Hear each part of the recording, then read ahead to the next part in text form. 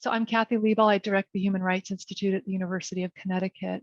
And we would like to begin by acknowledging the land and the area in which we gather remotely today, some in person, is the territory of the Mohegan, Mashantucket Pequot, the Eastern Pequot, Schaghticoke, Golden Hill, Paugussett, Nipmuc, and Lenape peoples who've stewarded this land through the generations. We thank them for their strength and resilience in protecting the land and aspire to uphold our responsibilities according to their example. We're delighted to have you join this distinguished roundtable on food security and food sovereignty. It's been organized by the Research Program on Economic and Social Rights in collaboration with the Human Rights Institute. It's a UConn Reads event linked to the university-wide discussions that have been taking place this week on environmental justice and human rights in the context of Amitav Ghosh's book, The Great Derangement. Special thanks go to Professors Prakash, Kashwan, and Shireen Hertel for their efforts to put together this event as co-directors of the research program. For those new to our university, the research program on economic and social rights has been running for nearly 20 years and is a vital part of the Human Rights Institute and the broader UConn community. Before I introduce the panelists, I want to mention that when planning this event, the organizers had hoped for a more intimate meeting format, but in the end it wasn't feasible given to the large number of people who registered. We are excited to welcome audience participation in the discussion.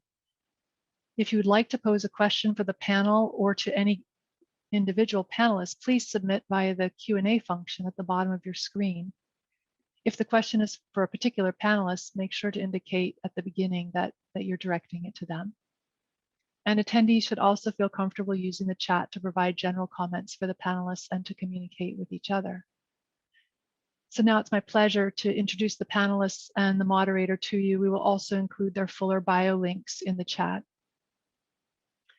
Annette Desmarais is the Canada Research Chair in Human Rights, Social Justice, and Food Sovereignty at the University of Manitoba.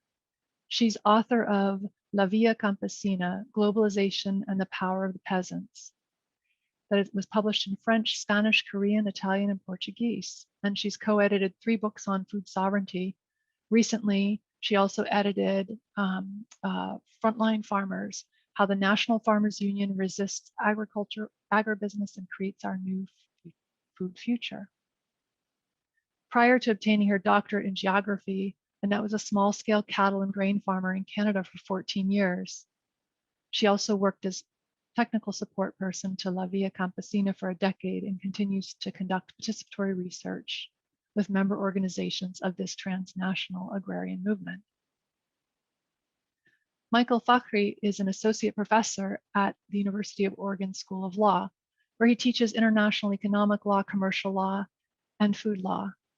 His research focuses on the right to food and agroecology, and his agenda involves investigating law's role in imperial and capitalist ventures. He's also a faculty member of the Environmental and Natural Resource Program, where he co-leads the Food Resiliency Project. He's the author of Sugar and the Making of International Trade Law and co-editor of Bandung, Global History and International Law, Critical Pasts and Pending Futures, both by Cambridge University Press. He was appointed Special Rapporteur on the Right to Food by the Human Rights Council in March 2020. Our third panelist, Maiwa Montenegro, is Assistant Professor in the Environmental Studies Department at the University of California, Santa Cruz. With a background in molecular biology and science journalism, her work combines political ecology, geography, and science and technology studies in examinations of the knowledge politics of agroecology and agricultural biotechnology, such as CRISPR. This research complements her interests in contributing to transformations in agri-food systems, including by bridging agroecology, abolitionism, commons, and food sovereignty. She is co-founder of the Agroecology Research Action Collective, a group of scholars that works within and alongside the grassroots organizations of farmers, farm and food workers, and marginalized communities to mobilize knowledge on behalf of justice and ecological health. And our moderator, Prakash Kashwan is an associate professor in the Department of Political Science and co-director of the research program on economic and social rights at the University of Connecticut. He's author of Democracy in the Woods, Environmental Conservation and Social Justice in India, Tanzania, and Mexico, and a co-editor of the journal Environmental Politics. He's also the co-founder of the Climate Justice Network. Welcome, and Prakash, please take it away. Thank you, Kathy, for those wonderful introductions. And also let me start by thanking my co-director, wonderful colleague, Shireen Hattel. And let me echo your words about how fortunate we are to have this opportunity to engage with these esteemed panelists. And what I especially appreciate about each of you is that you've been role models in how to do publicly engaged scholarship, research and writing that not just informs public policy, but also fosters critical engagements and cross-cutting solidarities. So thank you for all of that really inspiring work. The question of food systems is one of the most defining questions of our times. It connects equally well to the questions of climate action and climate justice. In this panel, we explore the various layers of the complex ways in which food systems are entangled in social, economic, and political systems in the status quo, and what can be done to change that toward a more transformative, radical futures. But on the occasion of 2020 Earth Day, let's start with a very simple question that is on the minds of young environmental and climate activists. How could we make our food consumption more environmentally friendly? What should we change about our food so that our dietary habits do not contribute to environmental destruction and worsening of the ongoing climate crisis? And I wonder if, Maiwa, if you would like to take it up.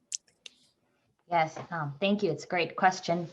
So I'll begin by saying that we've seen many campaigns that address this problem by focusing on voting with your fork or voting with your wallet, mostly targeted to individual consumers on the assumption that changing dietary habits is the best or perhaps the only way to change the food system.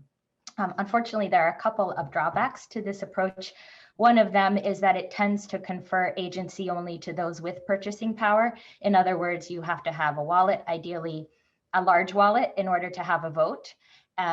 It also tends to reinforce the logics of an extractive and accumulative market economy, which is arguably one of the reasons we're in this panel today, talking about runaway climate change, talking about large-scale biodiversity loss, and by the way, a food system that structurally fails to nourish all people.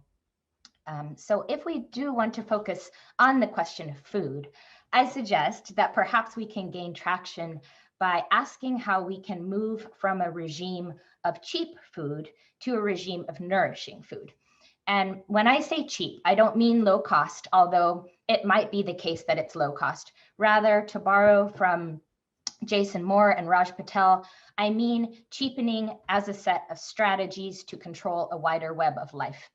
So for example, if I walk into the supermarket of the hometown where I grew up in Tennessee, I can't escape the giant refrigerated meat department, stocked wall to wall with JBS beef and Smithfield pork and Tyson and Purdue chicken. These companies can produce prodigious amounts of meat, of course, only because of the cheap labor on which they depend. Workers in meatpacking plants today are primarily Black and Latinx. That's thanks in part to the legacy of the Jim Crow South, to the Long Green Revolution, to free trade agreements such as NAFTA, which destabilized peasant agriculture across Central America, helping shunt surplus labor into US industry.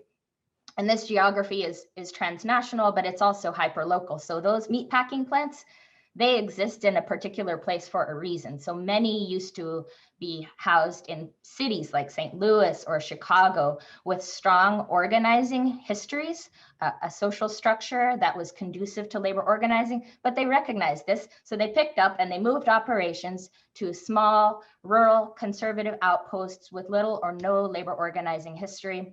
It's really no surprise that in the early days of the pandemic, then we saw some of the first COVID hotspots in places that few people had ever heard of, places like Storm Lake, Iowa, like Sioux Falls, South Dakota. So the cheap lives, the cheap labor coalescing to produce cheap food. And salient and relevant to our Earth Day gathering, none of this is of course possible without cheap nature, whether in the form of tropical landscapes that have been mowed through by 500 years of plantation agriculture, or in the form of those birds' bodies that are fattened in order to be disassembled on meatpacking plant lines. Nature has long been somewhat resistant to the penetration of capitalist agriculture, but certainly not been immune. And now, of course, virologists, epidemiologists, public health experts are recognizing the kind of public hazard that we've wrought by creating confinement animal operations that are really perfect incubators for the emergence and spread of zoonotic diseases that can spill over into human populations. So in other words, I guess my clarion call today is that if we want to talk about cheapening food, I suggest we might think about cheap food, its connections to cheap labor, cheap nature, and cheap lives. I also think it's really important that the we here doesn't somehow get understood as a select group of experts that are now charged to run away into our breakout rooms and concoct some new innovative approaches to feed the world. Rather, it's an invitation to look around. You know, we had this land acknowledgement to look to the places, to the peoples, especially Indigenous, especially peasant, Black and Brown communities who have never stopped growing food in an uncheapening way. So they have so much to teach us about strategies that don't seek to control the wider web of life, that seek to renew life in a complex ecology of humans to one another and to the earth. And it's there, I suspect, that we can really start to shift the central question of one from changing individual consumer habits to one of changing and inciting collective action and collective knowledge production. So that's my opening invitation for today. And I really look forward to hearing from my fellow panelists. Thank you for that really insightful response and for getting us going, you know, on a very high note. I think some of these questions will come up again. So to move to the sort of some of the core phrases that we used in the invitation and in the framing of this panel, for those new to the topic, would you help define food security and food sovereignty and explain the key differences between these two concepts? Annette, would you like to take that up? Yeah, sure. I'll try. Thank you very much, Maywa, for that excellent intervention to that first big question. Prakash said it was a simple question. It was a very complex question. So thank you very much for steering us into the direction of, you know, a need to fundamentally transform the existing global food system. And I guess a discussion of food security and food sovereignty then is exactly what we need to have if we're interested in actually transforming the existing very broken global food system. So I think, I mean, I guess to understand a concept, we need to know a little bit of the context in which a concept emerges. And in the case of food security, I think it's important to note that the meaning and use of food security has changed fundamentally over time. And that it is a concept that actually was introduced and mostly used by states, which is unlike food sovereignty. So at the World Food Conference held in 1974, where they used the language of food security, at that conference, people who attended, states that attended, sought to resolve the growing world food crisis primarily through state involvement at the national and international levels. And that was, a strategy that was used to essentially try to establish the conditions for adequate production of food, and also to have that food produced at reasonable prices. So at the time, the international community actually understood that state intervention in the market was an important element of ensuring global food security. However, over a very short period of time, this very state-centric approach to food security was successfully displaced by a market-oriented neoliberal framework. So that meant that by the early 1990s, food is now considered primarily as a commodity, and food security is reconceptualized as household food security, with a focus on the individual's purchasing power. So this view of food security also includes a decreased role for national governments, at the same time, an increased power for transnational corporations and international institutions. It also included the prioritization of market liberalization over any and all social concerns. So what that meant in agriculture is that you see a shift, a fundamental shift, where everything is concentrated on increasing production for export at the expense of production for domestic consumption.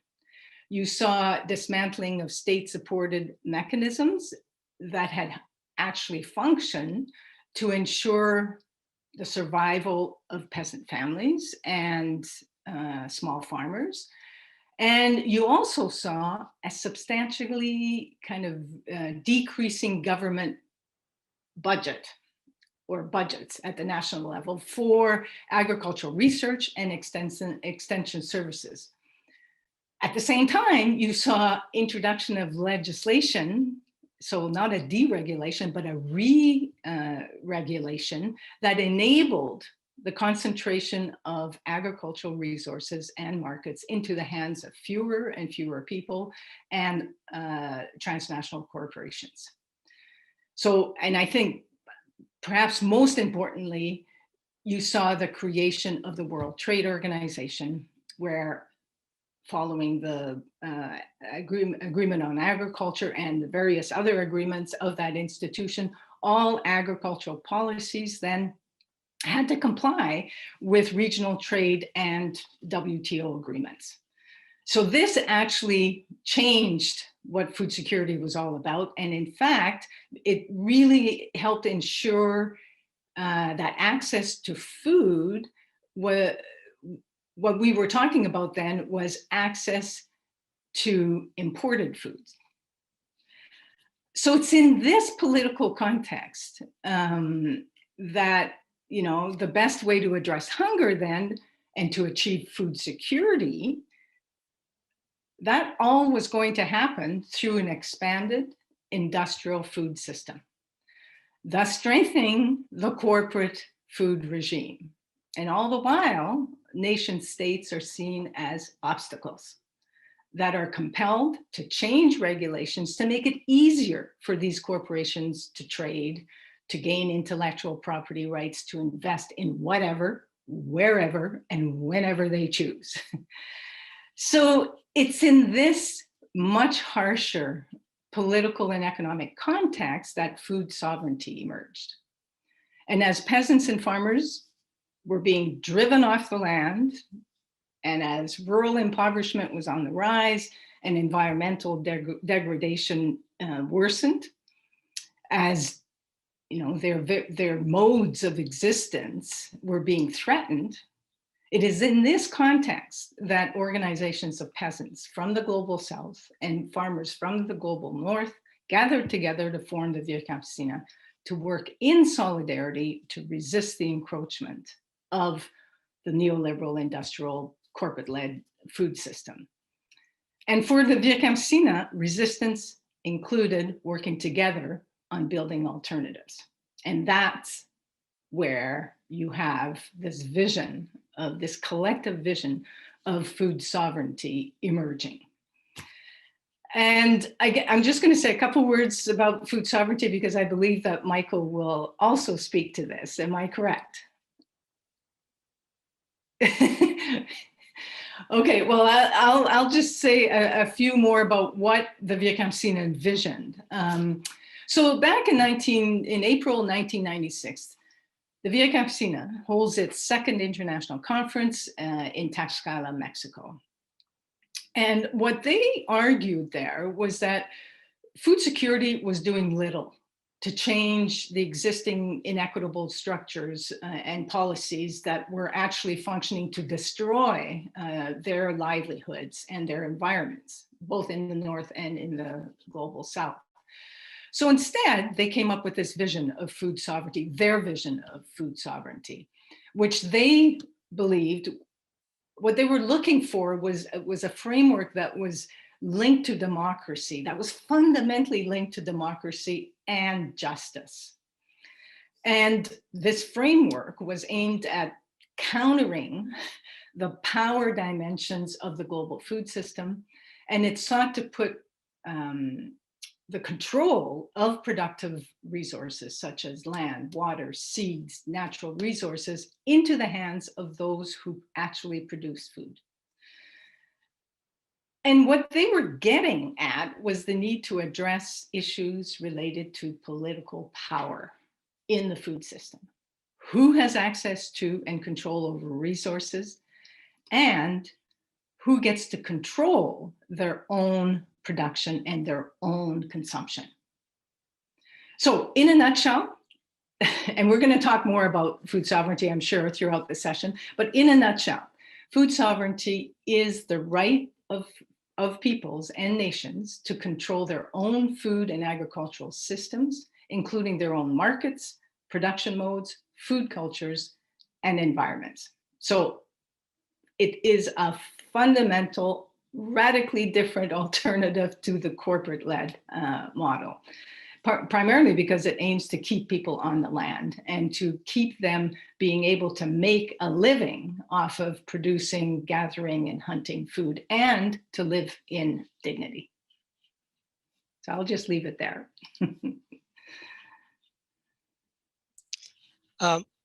Michael or Maywa, would you like to add some quick comments to that? I'll just make a very quick comment, and then I really want to hear, I would love to hear from Maywa, especially with a sort of science and technology studies background. Would be really wonderful to hear from her.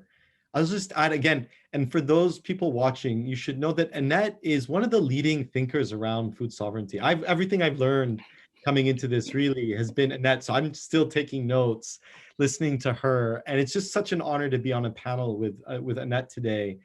As sort of a model of how to be ethically in an ethical relationship with social movements. And I think that's a hard place to, we always sort of reflect and revisit our positioning as scholars. And so I just want to start with that. And what I've seen, I just want to almost raise a question. What's interesting is I've seen more governments now taking on the language of food sovereignty. So the point that Annette makes, that it's the right of peoples and nations, that's an important ambiguity. That's a productive ambiguity. Who are the people? Who are the nations?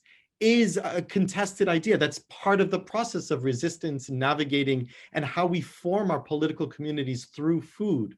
It's always something we revisit, and who gets to decide who's in and who's out, that's part of it as well.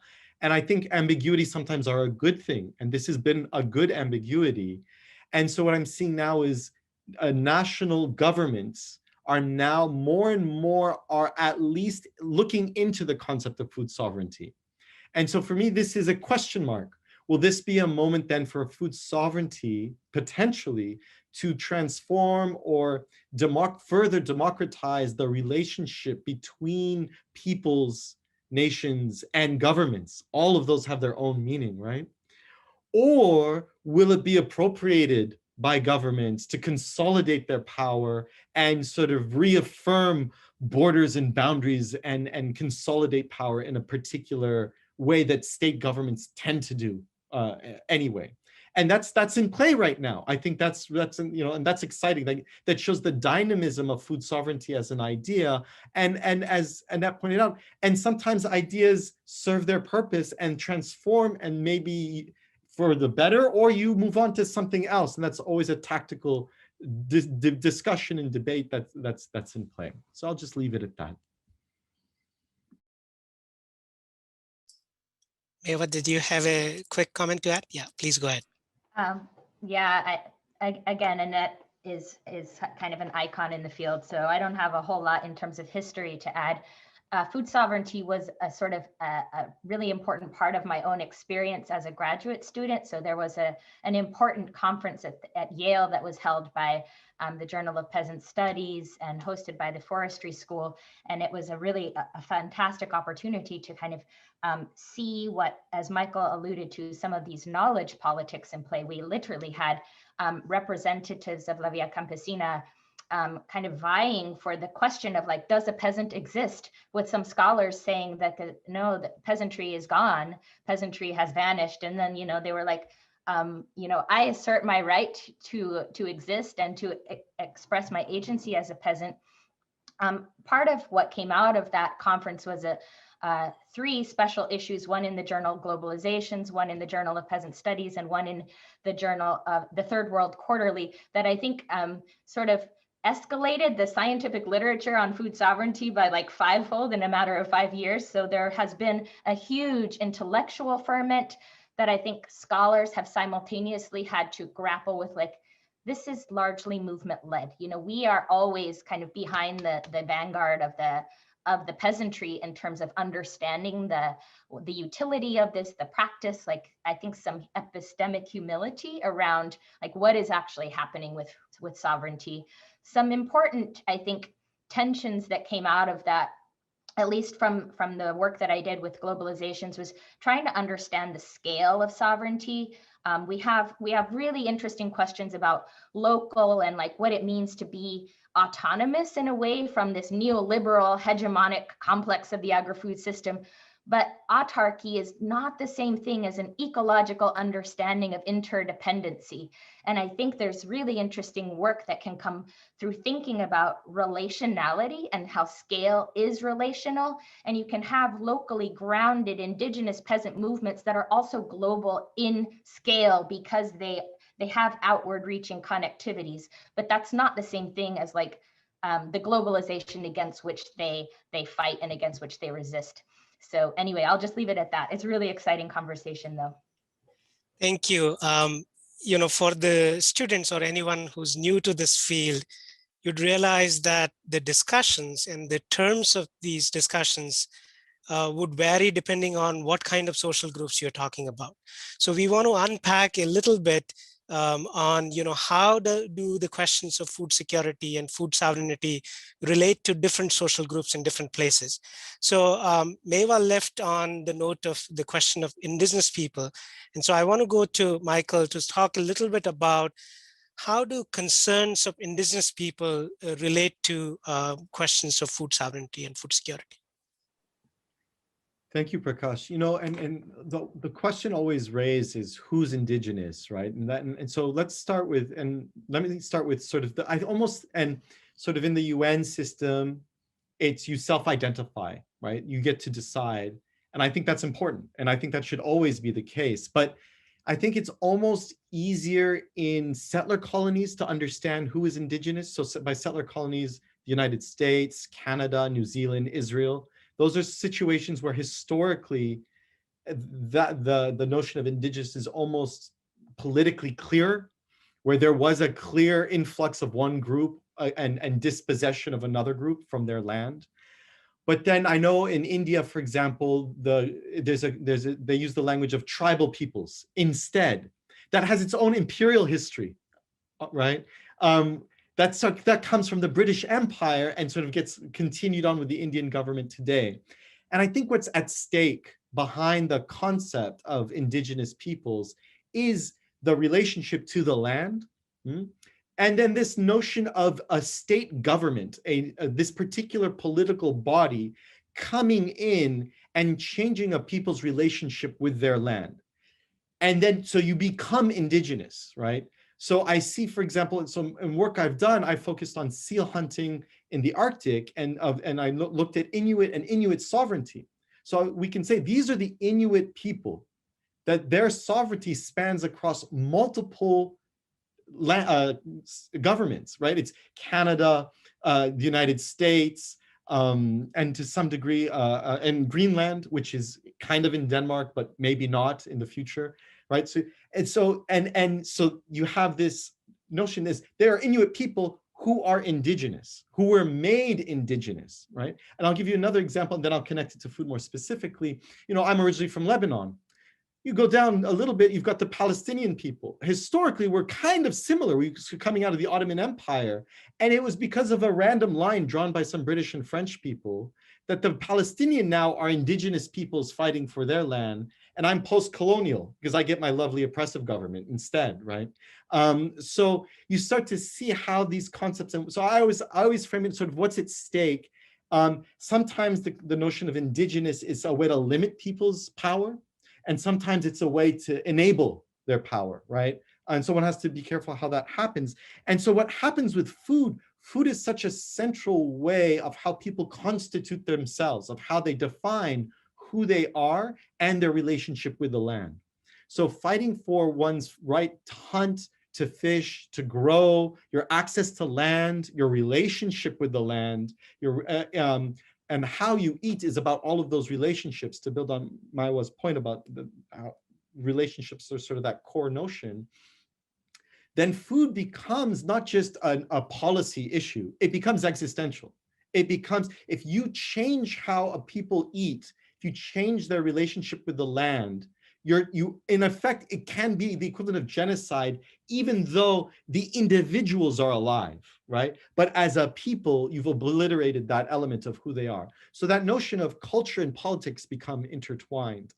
So that's how I imagine the notion of indigenous and the stakes of indigeneity and food are at play.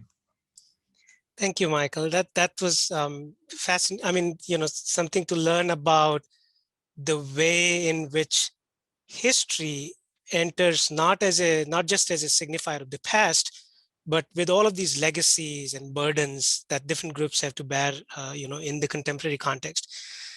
Talking of that and continuing with this thread of discussion about how histories of different social groups shape our understanding of and our discussions of food security and food sovereignty, let's talk a little more about African Americans and other racial minorities in the US.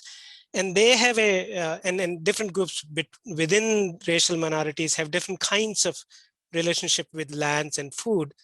For example, in a lot of food security literature focused on inner city areas and African American communities, there's this notion of food desert. And many you know, I'm sure you'll have a lot of things to say on that. But many activists and scholars don't like that phrase, but it has become so sort of endemic to this debate that, you know, it's important to unpack that. So Maywa, if you would help us understand that concept of food desert and what's the way forward and what does it mean for thinking about the role of food corporations or retail stores in this whole debate. Yes, thank you. So there's several levels to this because I think one of the reasons that many community organizers and folks who live and work on food justice issues, they have rejected this term partly because of the connotations that that desert brings with it, that these particularly urban communities, low income, majority Black and brown, that they are somehow blighted regions. They don't want to be described in those terms. I do my work amongst ecologists who study deserts, and they understand that deserts aren't actually empty, barren places. So there's that level to it. There's a structural piece where oftentimes we focus a lot on the presence or absence of a store, a grocery store, when in fact there are a lot of accessibility issues that often have to do with highways. So I recall a few years ago, there was a report that was done, and they wound up, it was supposed to be about food deserts, but they wound up labeling the report the lack of sidewalks, because the problem was actually landscape architecture, urban design, and the way that the fabric of the city had been built up to be amenable to cars, which of course is a whole large legacy of the fossil fuel industry and part of our climate change debate today. But going back to the concerns that have been lifted up by food justice movements, I recall being at a conference where Karen Washington, she is a community activist and organizer in New York City, and she said, you know, don't call us a desert. They have started to use the term food apartheid to actually describe the socioeconomic and racial inequality that is at the root of this inaccess, and this is income, this is physical inaccess. Another reason that I think is important is it tends to invisibilize the presence of many ethnic grocery stores, community-run markets that often don't show up on Google Maps, by which these maps of food deserts are made. So if you have a finer grain analysis and you go in and you try to ground truth those GIS produce maps, you find that there's a thriving kind of informal economy, or even a formal economy, but it's not showing up on the Google Maps. And the problem therein is that if you develop this discourse, this narrative around food deserts, oftentimes the solution becomes, let's bring in Costco or Walmart or the big box grocery store to like fill the gap and solve the problem of the food desert. Of course, what you've then done is probably displaced the local ethnic groceries that were there to begin with. And you've actually kind of had a countervailing, you've undone what was potentially a more locally supported and oftentimes multilingual kind of store that employed local labor by bringing in the agri-food system right into the neighborhoods. So I think a much better approach than trying to solve the problem of food deserts and even using that language of food deserts is to talk about food apartheid, and then to support local and regional food production via small markets. There's some really great examples in Oakland, like the Mandela Grocery, which is actually a bunch of interlinked things. There's a market, there's an educational part of this, there's a foundation, and they source from peri-urban organic agriculture. So you're getting like a more stable market for local producers, you're getting potential sources of employment for local community members, and of course you're getting the nourishing food at lower costs out into the community, because one of the big questions that often comes up in food justice circles is that organic food is elitist. It's the Berkeley hippies who just want to have their kale, and it's just far too expensive. And it's an actual real justice issue if you look at prices that are out of reach for people on a working class wage. But if you recognize that a large proportion of the dollar that is between the production side and the consumer side is extracted, the value of the dollar is extracted by the ADMs, the Cargills, the Walmarts in between, and you create shorter supply chains, partly through creating these small consumer markets in communities, then that food could be healthy, nourishing, environmentally sustainable, and affordable to communities. So that's kind of how I grapple with that question of the so-called food deserts. Thank you for that fascinating response. And then, so many different thoughts, so just running around my brain cells. I wanted to highlight for the students how interdisciplinary the question of food and food systems is. There's economics, politics. Maywa talked about GIS and all of those kinds of tools. So fascinating field to explore if you're thinking of a career option. And also let me remind that you don't have to wait until the end of the discussions to put in your questions. Please go ahead and put your questions as they come up in your mind in the Q&A option here on the chat. In the Q&A option rather than in the chat. And also please continue to use the chat for any thoughts or reflections you may want to share with your fellow attendees. Maywa brought up the question of power and, connecting back to what Annette got us started with, different kinds of power, not just economic power, but also this kind of epistemic or intellectual power to define whole fields of research, study, methodological tool, and all of that.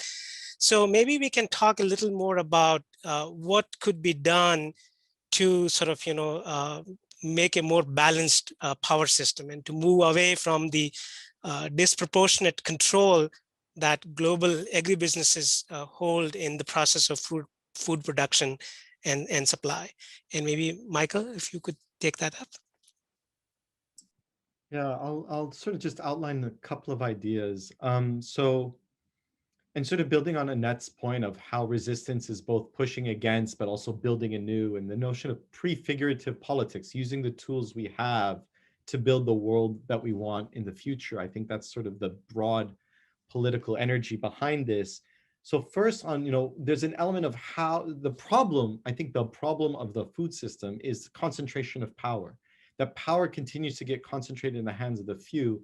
And the form of how that power is concentrated in today is the corporation for the most part. Corporations are a way for individuals to pool their resources and then protect themselves from liability. So it's a way of managing risk without bearing the risk as an individual. We can outline a lot of different ways to limit corporate power. I think corporate social responsibility is one way. It hasn't done a very good job for that matter. It's a notion of businesses will voluntarily do good if there's social and consumer pressure. I think in the last 20 years, that just sort of, I think it has been a dead end. That's just my opinion on corporate social responsibility. But another way is to limit corporate power through legal mechanisms.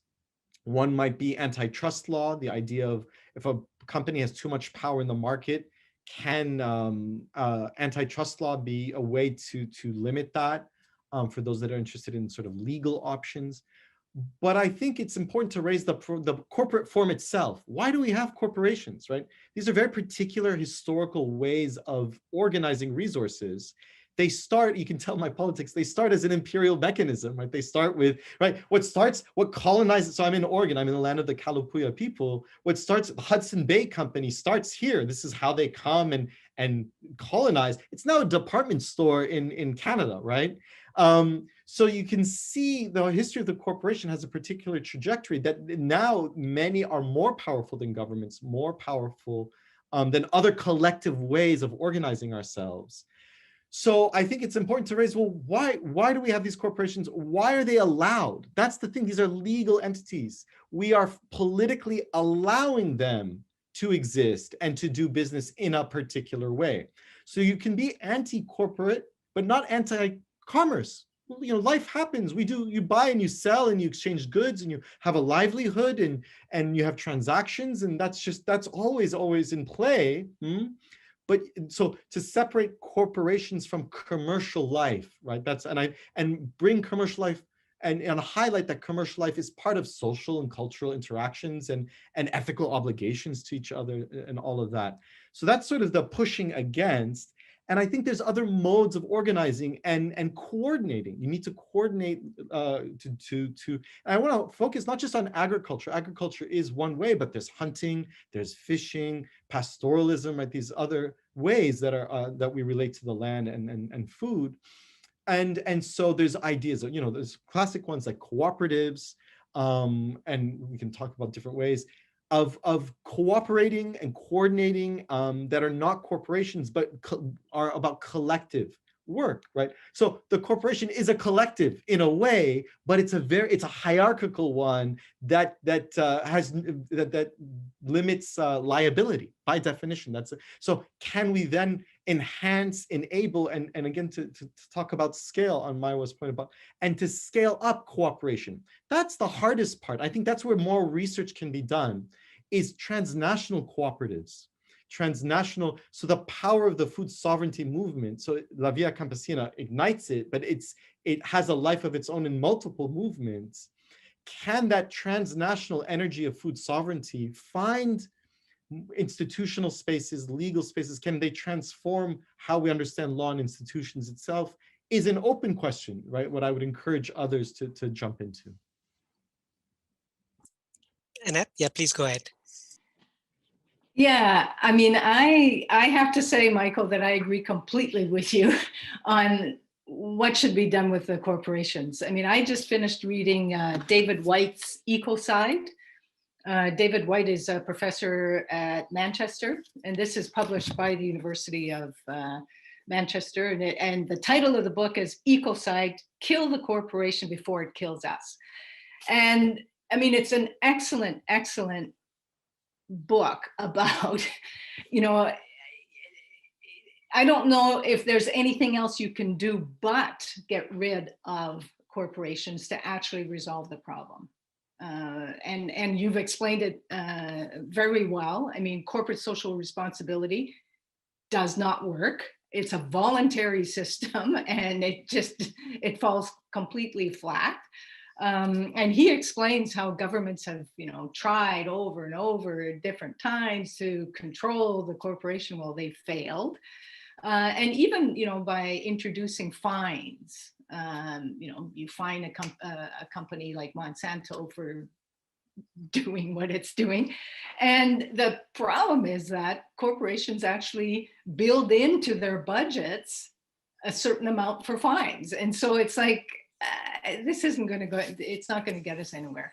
If we really want to change the food system, we do have to dismantle corporate control and corporate participation in the food system.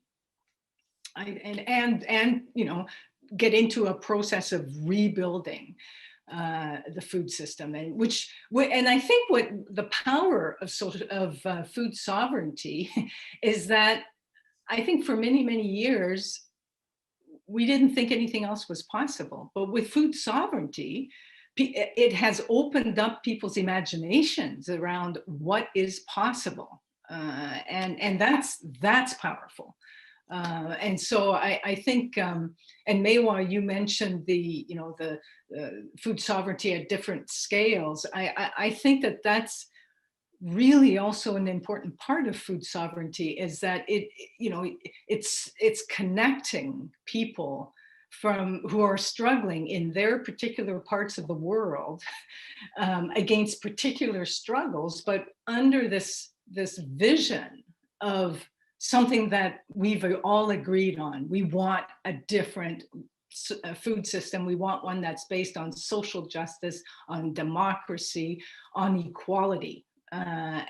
So I think also, this is move away from this question here a little bit, but we were talking about power dynamics. Well, I think one of the fundamental parts of food sovereignty is that it challenges movements themselves to make sure that they dismantle all structures and relations of power asymmetries within the movements themselves. And that's fundamental. I mean, it's revolutionary.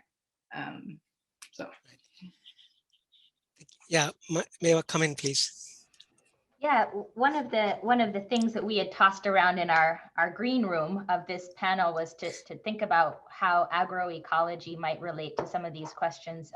And I think one ready intersection of agroecology, the science, practice, and movement of designing food systems based on principles of ecology, also deeply rooted in Indigenous knowledge and practice, is a fundamental affront to the commodification of nature upon which many of the big agribusinesses are built. So one example that I work really closely with is seeds. And the power of agri-food systems has largely been predicated on ownership of intellectual property rights and patents in the US system, plant variety protection and the frameworks for that in Europe. But, you know, over the past 50 or more years, this has just become normalized. Like, this is just what we do. We own the intellectual creations that have been intergenerational. Breeders have come in, scientists have come in and made one modification and said it's novel. I own it, and I'm going to create a portfolio, have investors, and now we have Corteva, we have Syngenta, Kim China, we have Bayer recently bought Monsanto, but like 3 titanically sized corporations that have managed to treat these resources like seeds that, you know, food sovereignty as a paradigm suggests that these are safe, they're replanted, they're regenerated in community. Like, we actually don't need any kind of private property rights over them. They can be commoned, or they can be renewed in place and in community. So I think sometimes, and my students often, like, we come to the end of the quarter at Santa Cruz and they're like, oh my goodness, this system is so big. It's like terrifying. Like, we've succeeded on one front of like painting the picture of colonial history and racial capitalism, but then they're like, oh, it's almost paralyzing because it's so big.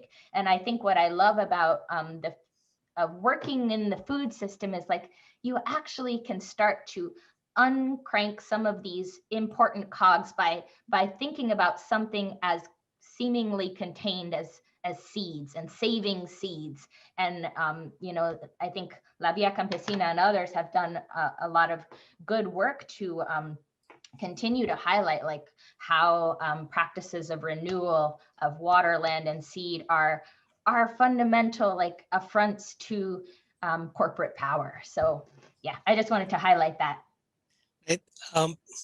Thank you. I think I'm going to change gears a little bit. We are also kind of running out of time, and we need to take a few questions from the audience. So quickly, Michael, if you could help us understand how some of these points that Maywa raised about, you know, pathways forward, and from earlier comments from Annette, what are the most important things to watch out in the context of the ongoing national policy debates on these questions? That's, you know, what's been inspiring is to see the food justice movements in the United States in the last 5 to 10 years really just expand and strengthen and blossom and inspire. And I've seen the food justice movement. So they use the term justice, sort of go back to how each term and concepts have their own history in politics, sort of emerging out of racial justice and climate justice ideas and movements. And what I've seen in the last several years is they've been connecting to food sovereignty as an idea and the international transnational food sovereignty movements as well. So that's the dynamic in the United States from a social movement perspective. Now, what's interesting, so in terms of the political and institutional landscape in the United States, with the current administration, there's 2 things at play right now. One, the USDA has always been problematic, especially on race, right? The USDA, farming is how the United States has displaced indigenous people. Farming is how this country colonized, and Canada is the same, you know, to go North America, right? And it's a way they've displaced Black farmers from the land as well. And it's a way of devaluing white people's labor and their farm. And it's a way of turning immigrants into cheap labor as well. So the USDA is such a powerful way to start, you know, where we, on Maywa's point, of cheapening everyone's life and labor. The USDA is the institution that has done that in the past and today. But you also have, so that's on the so-called domestic side. USDA does have a foreign policy element, but I'll leave that aside for now. Now, with the current administration in the international forums, I can report that they say we're doing human rights. The United States is now back in the international community, and we do human rights. Well, there's a disconnect. There's a disconnect there. They talk human rights here, but they don't do human rights in USDA. So I think this is an opportunity for the movements to really push harder, even harder. But and the point is that it's not just one community. It's a way. Is there, so the political challenges? Is there a way for all the different food justice movements to connect with each other, and to find those spaces, that space of solidarity, to then unite, find that common, they have their differences, acknowledge those differences, but then find that space of solidarity and transform the USDA. The language in the past has been that the USDA was the last plantation in the United States. That's a recent description. So there is an opportunity to take this notion, and I'm hopeful because the new movements of today, whether it's Black Lives Matter, whether it's the continued Indigenous movements, have been internationalists in their perspective, right? They have understood that local struggles have to connect with other struggles internationally. So I think local social movements can learn, benefit, and be empowered by the international movements as well. Like deepening, those ties are happening, but I think deepening those ties, I think it's an opportunity. So it's a rare moment where I'm very hopeful. I'm actually excited. I think there's more work to be done. And I would encourage everyone to find, wherever you live, I can guarantee you there is a food justice movement somewhere there. And reach out and to know you don't have to reinvent the wheel from nothing. Just be part of it. Find your space, and it could be small, it could be big. And yeah, so I'll just go with that. I think this is a good point to sort of reconnect to the discussion of racial capitalism that Maywa has written about. And just to sort of, bring in some of the points from the earlier discussions, we see how food is not just about, the land and growing, but it's deeply connected to economy. An economy of food is not just about selling things, right? It's about controlling land, controlling production, controlling people, right? So I think this provides a nice window to talk about racial capitalism. And while we are at it, there's a question from our colleague in the Economic and Social Rights Research Group talking about, are we saying that food sovereignty requires the dismantling of capitalism? And I think he's trying to make a distinction between dismantling of capitalism versus dismantling of corporation, right? So yeah, please.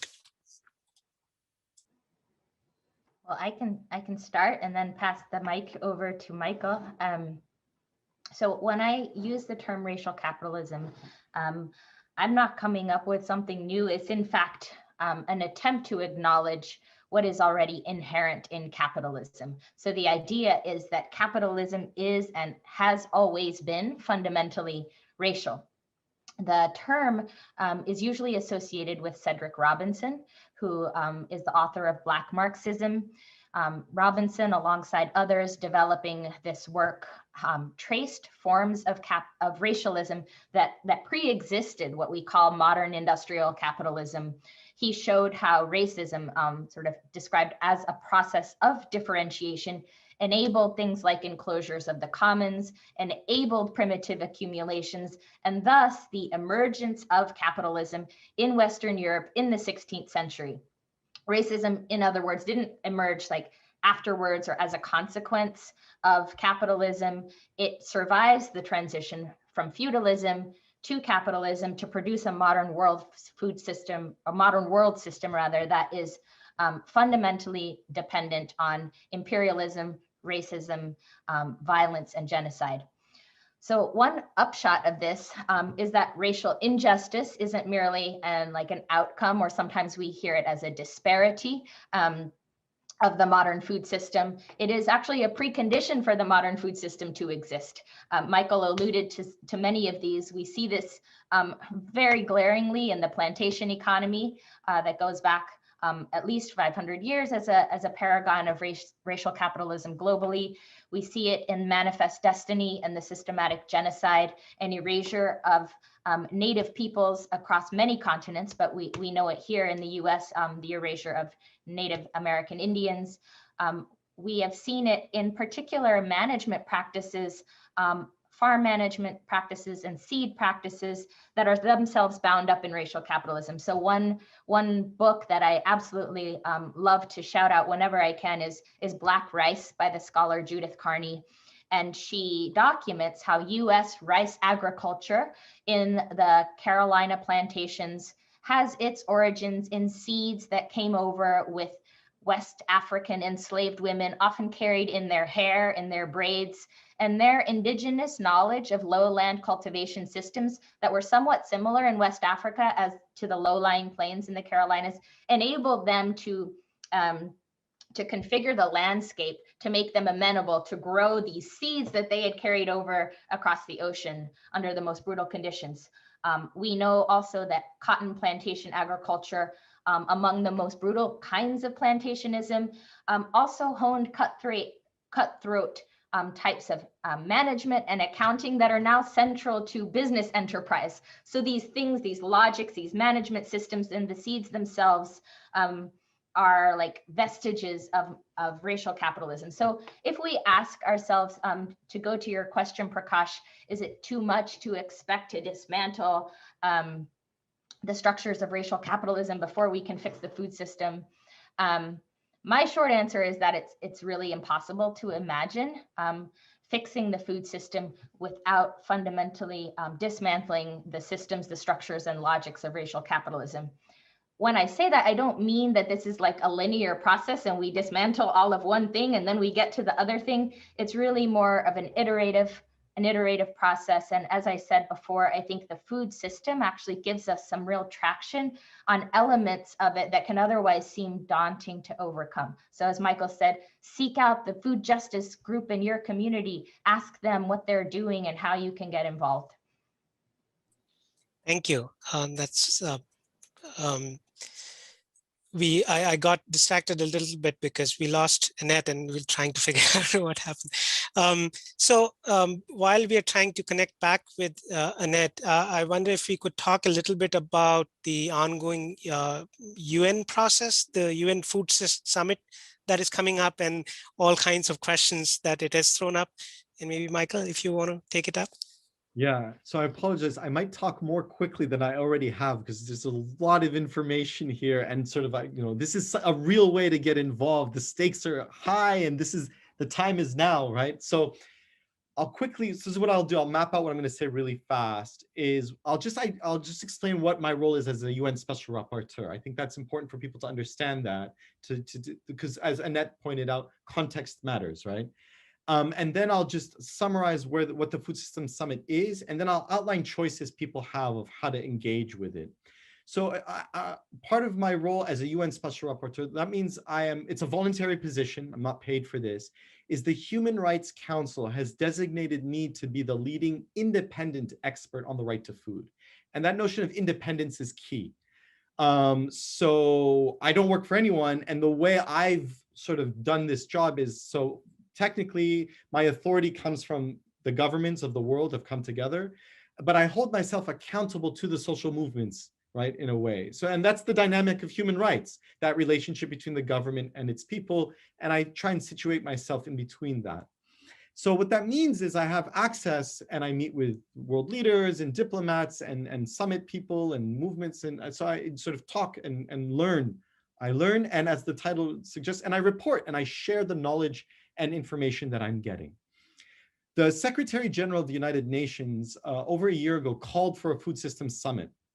And the idea was the food system doesn't work, the hunger, and they define in this way, hunger is on the rise, malnutrition is on the rise, we need to do something as a world community. And the Secretary General, his role is to try and sort of elevate the issue politically, to to encourage rather governments to do something, and to do it in a particular way. The power of the Secretary General is to provide a narrative, an understanding, sort of a shared agenda to try and help people coordinate or at least understand each other.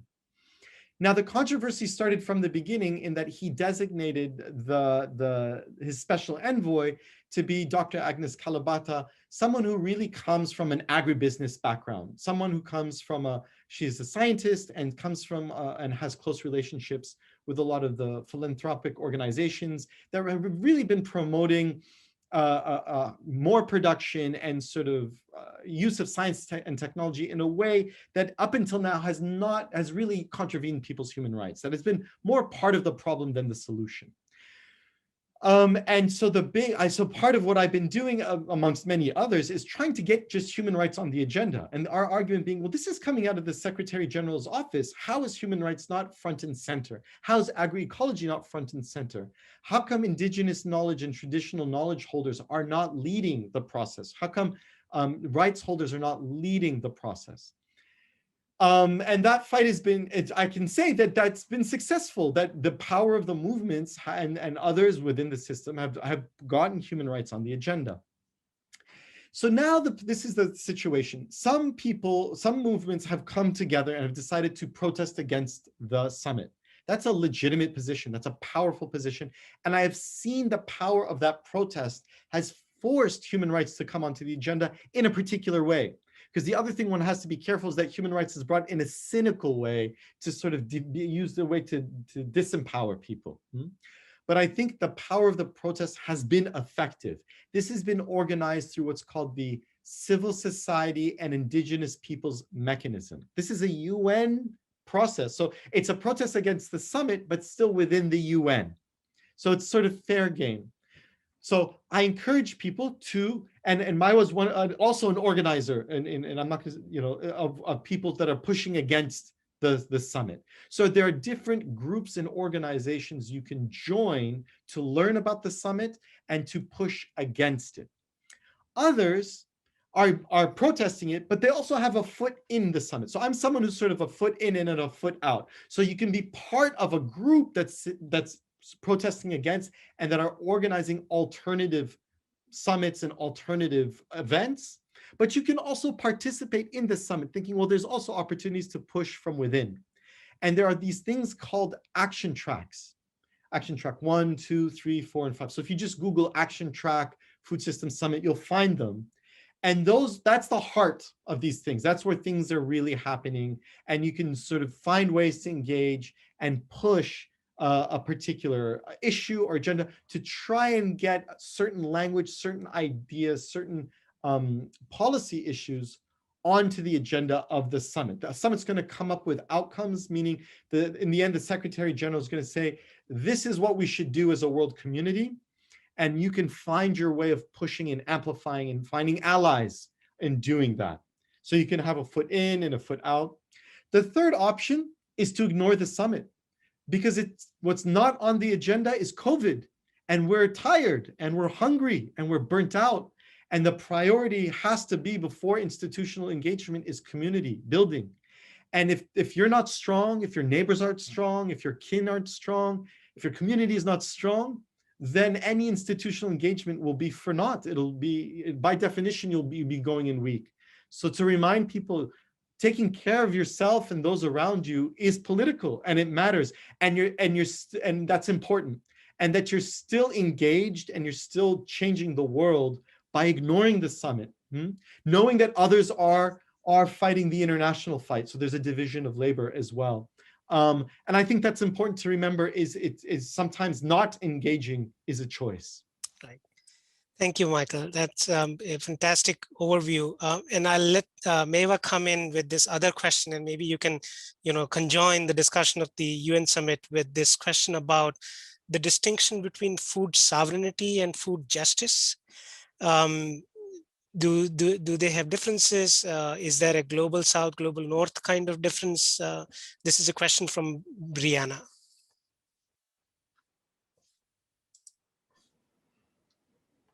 I think one of the shorter ways to respond to that is they have different histories. So it's really easy to flatten definitions, and there I think it becomes, in many respects, they are quite equitable, because people are acting and moving in places where food sovereignty and food justice have come to exist in particular places and mean the same thing. But historically, food justice really emerged more in the US context, more in urban locales.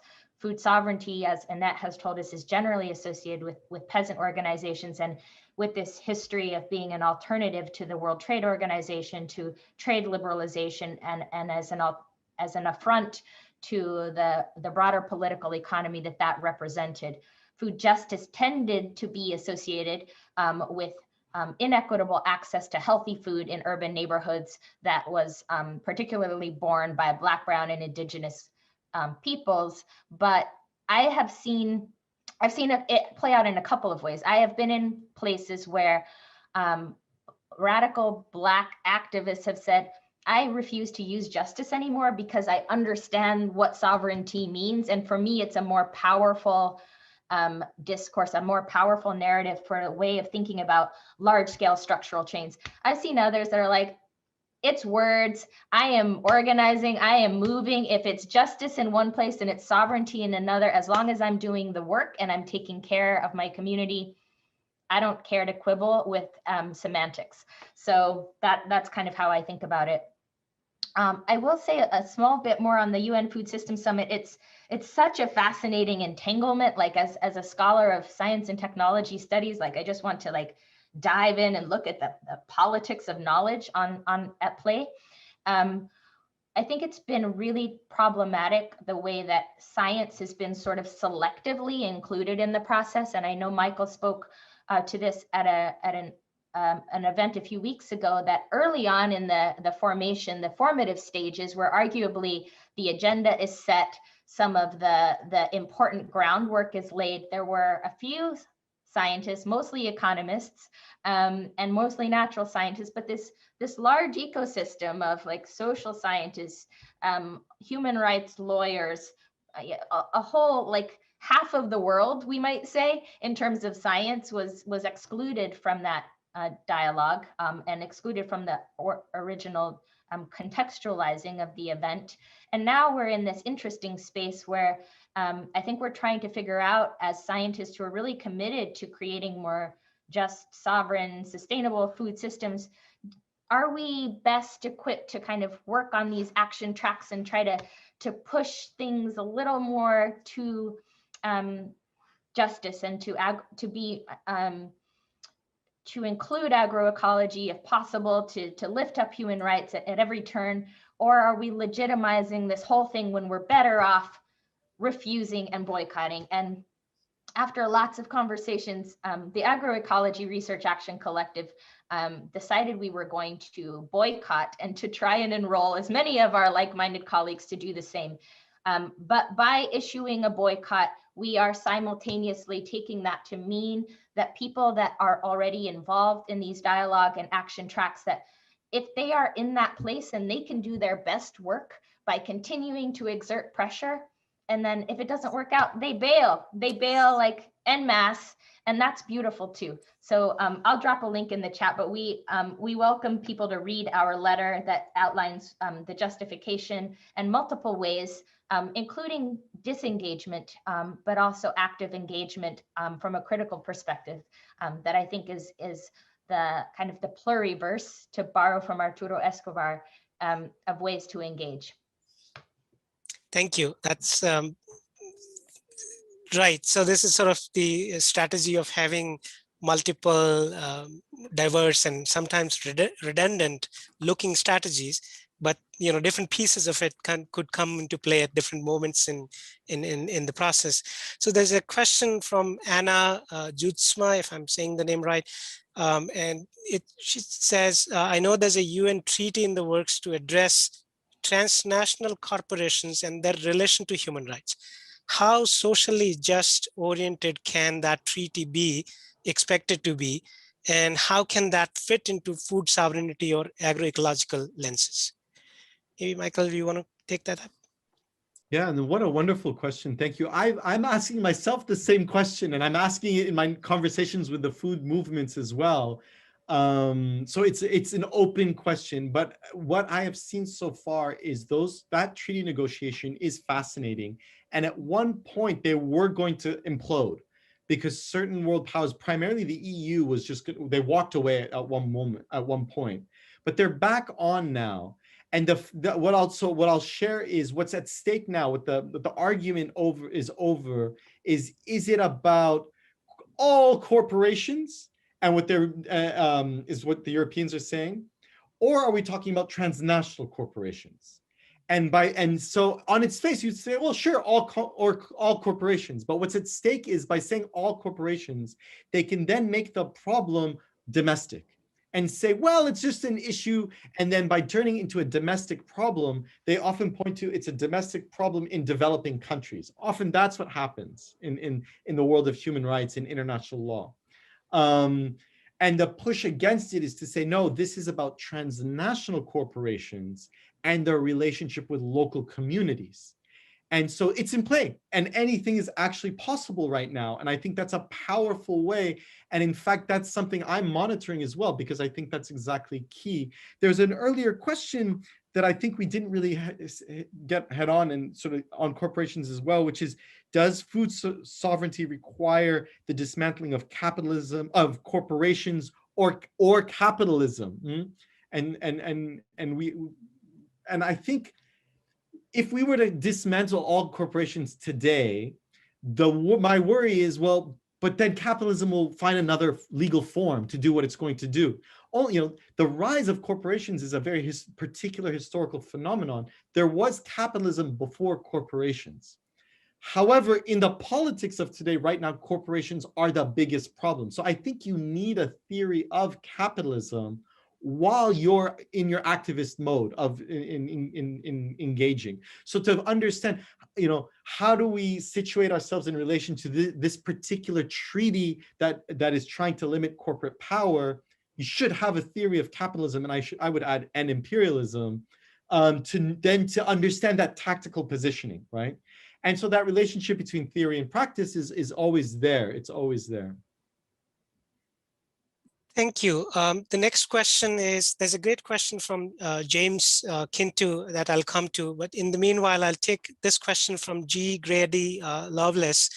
They're asking how to extricate from and dismantle corporate agrocapitalism, but also provide agrarian livelihoods for diverse food providers, growers, workers, farmers, fishers, hunters, pastoralists. One idea under grassroots deliberation is updating the price floors parity supply management policies, remaking them for racial and gender justice and for agroecology, not monoculture commodity crops. This would clearly entail upending dominant neoliberal trade and would need to be grounded in transnational solidarity, as you mentioned, Michael. But how could this direction for agrarian viability fit into multi-scalar food sovereignty that Maywa had mentioned earlier? So maybe Maywa, you want to take a stab at that? Yes, thank you, Garrett. This is my colleague, Garrett, who I'll put a link in the chat in a moment. Her project is launching. It's called Updating Parity. It's an extraordinary multi-year project that is looking at reviving supply management, which is something that we had under FDR in the New Deal. It has been revived as part of conversations around the Green New Deal and agriculture's role in it.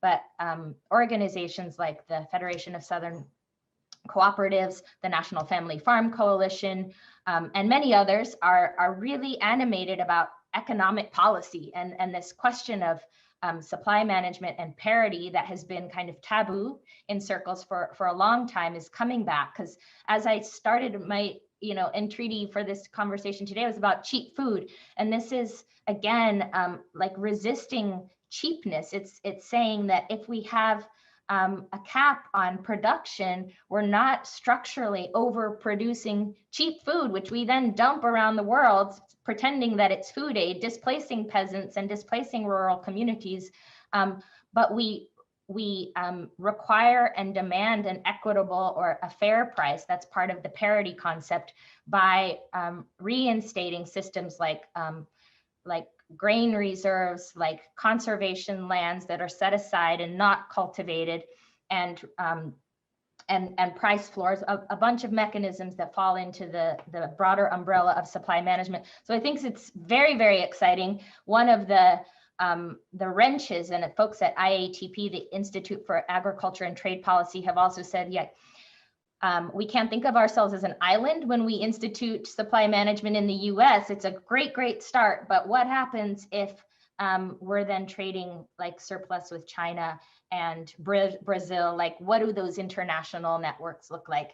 I don't really have a great answer. I'm very, very excited about the project to turn some of those fundamental, like the bricks of cheapness lie in overproduction. And so lifting up this wonderful question in the chat, I would love to hear your thoughts, Michael, on how we might bring this to scale globally.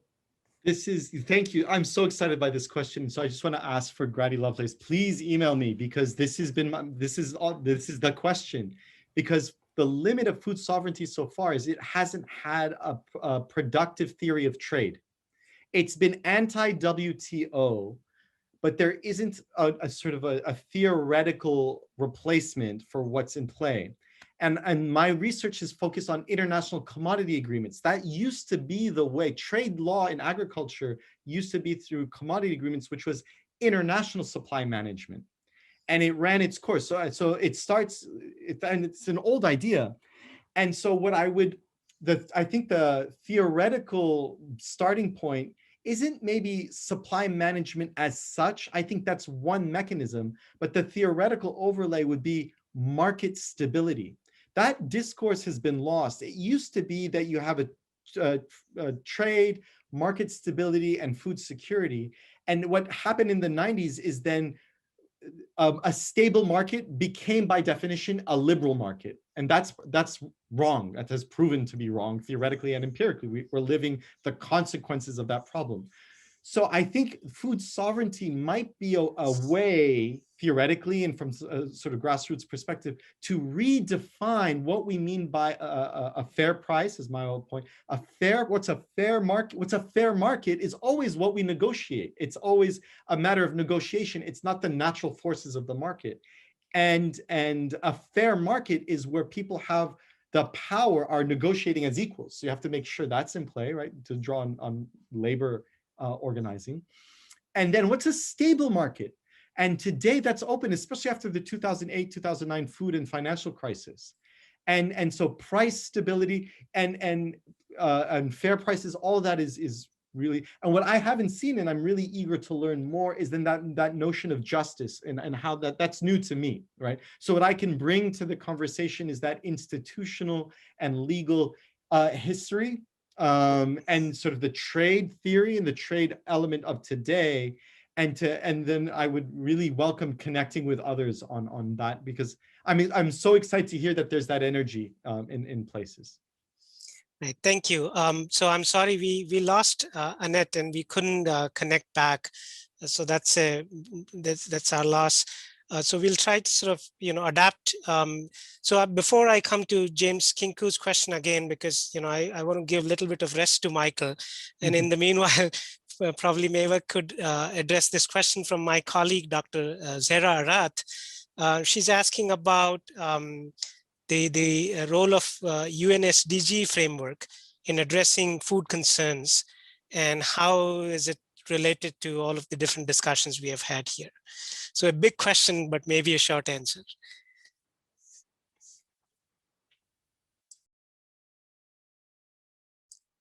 Maywa, I think you're still muted. Do you want to take that up yet? Sorry. Yes. Thank you. I mean, if I'm not mistaken, the UNFSS process is an attempt to address the UN SDG framework. They did it, unfortunately, by convening the World Economic Forum and the Gates Foundation and others rather than, I think, relying on the existing framework, which is the Committee on Food Security, that has the civil society mechanism in place. So I think one of the broader concerns there was about bypassing an existing mechanism, which is often what we see is like, let's come up with our new framework. But I'm not sure that I'm quite understanding the parameters of the question. So I'm struggling a little bit with how to respond in terms of the SDG framework. Right, maybe one way to sort of think about this is to also think about the global north, global south distinction, because even though, you know, SDGs do apply to the global north, but there's a whole legacy of the development, you know, work and its disproportionate sort of gaze on the global south countries. So James Kintu's question, and I'm sorry you had to wait this long.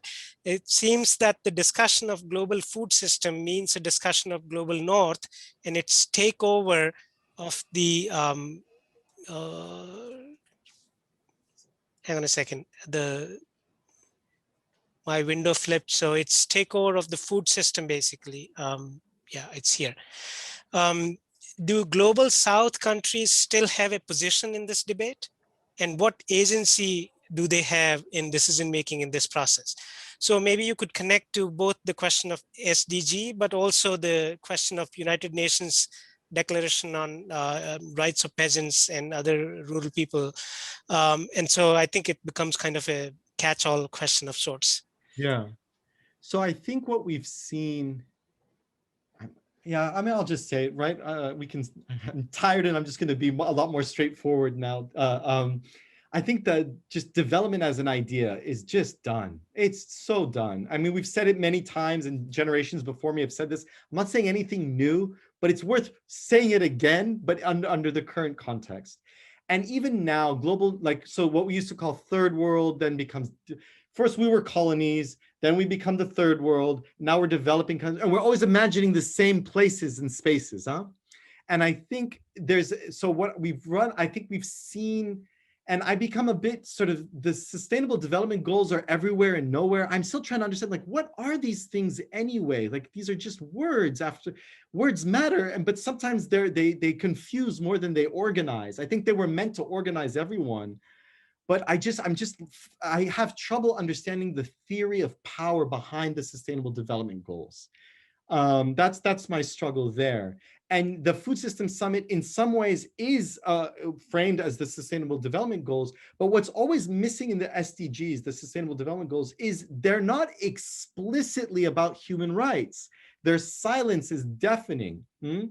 And people also say, oh, but of course, human rights, et cetera, et cetera. And to be sure, human rights has been used to oppress people. I come ambivalent to human rights. But in this particular space, the right to food specifically now, the right to food, the reason I like the right to food is it has been radicalized by the social movements, not as a theoretical matter, but as a real issue. The real meaning has been made in this context in this particular way. So I think making sure that the Sustainable Development Goal number 2, freedom from hunger, is treated as part of the right to food, to make sure that the right to food is the framework, and that the SDGs are within the human rights framework is key in the politics of the UN.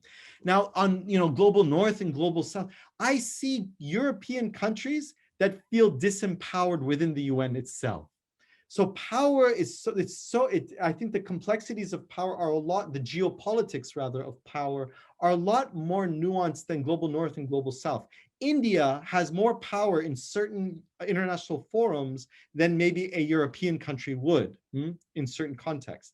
Brazil is hardly a representative of the sort of poor and darker nations of the world, right? To use those phrases. So what do we do? What Prakash is pointing to is the UN Declaration on the Rights of Peasants and Other Peoples Working in Rural Areas. It's such a long phrase, right? Is, I think, this moment of possibility. So it's a UN declaration. So its legal status is ambiguous, right? It's not law as such, nor is it just a voluntary, pick and choose, but it comes out of the UN General Assembly.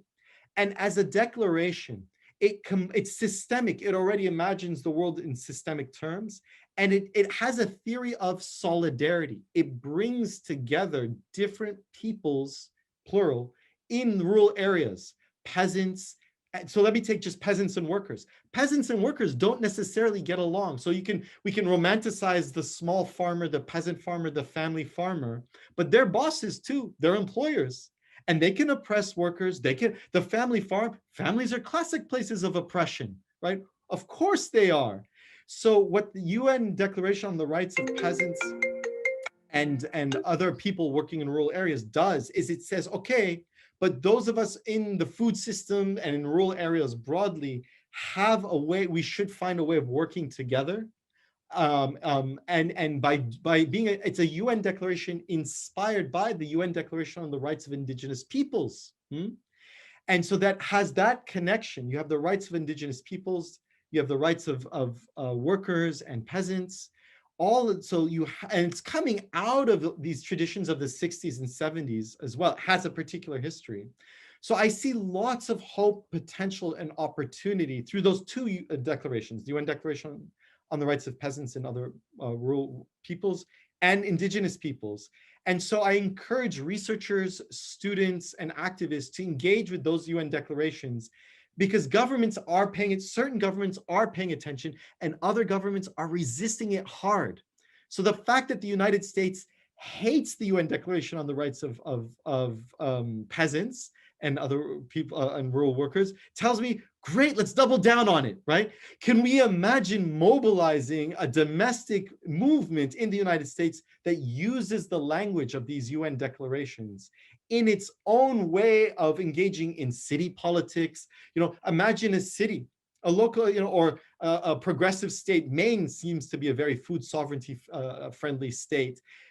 Adopting these UN declarations as a signal to their sort of a commitment to world cooperation and a commitment to human rights in a progressive way with its own peoples.